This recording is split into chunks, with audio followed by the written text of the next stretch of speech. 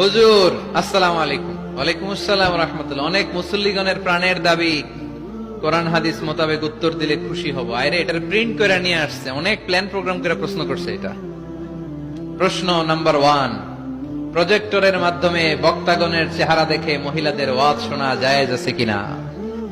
আচ্ছা আপনারা ফতোয়া দেন তো দেখি, প্রজেক্টরের মাধ্যমে এই যে বোনেরা আজকে ওয়াজ শুনলো, এটা জায়েজ আছে কিনা? জায়েজ, এটার পক্ষে কে কে দেখি?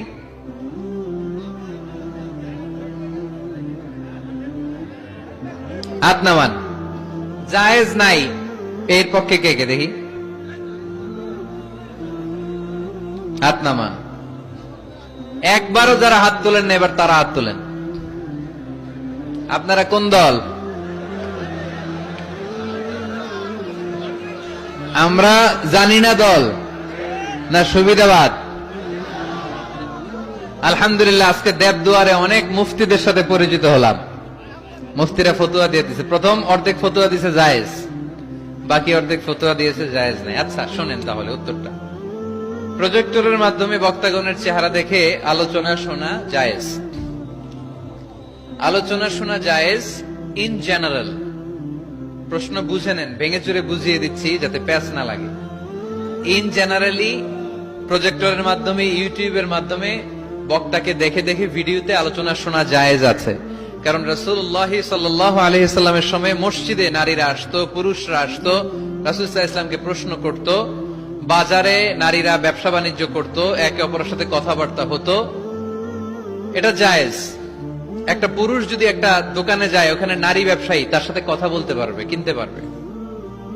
একটা টেইলার্স এর দোকানে যদি কোনো নারী যায় কাপড় কেনার জন্য, সেখানে পুরুষ ব্যবসায়ী তার চেহারার দিকে তাকাতে পারবে, কথা বলতে পারবে, যদি হেজাব পরে থাকে, শুধু ফেসটা খোলা, ফেসটাও ঢেকে রাখলে আরো ভালো। তার মানে পাবলিক প্লেসে নারী পুরুষের জরুরি প্রয়োজনে চাহনি, কথাবার্তা, এটা জায়েজ আছে, এটা জায়েজ। তাহলে প্রজেক্টরের মাধ্যমে বক্তাগণের চেহারা দেখে মাহফিল দেখা, এটা জায়েজ। সমস্যা কোথায়? সমস্যা হচ্ছে কোন নারী যদি কোন বক্তার চেহারা দেখে অন্য কিছু ফিল করে, সে যদি তার প্রতি আসক্ত হয়, শুধু ওই মহিলার জন্য না জায়েজ। ওই মহিলা ভিডিও দেখতে পারবে না, ওই মহিলা অডিও শুনবে, ওই বক্তার অডিও আলোচনা শুনবে।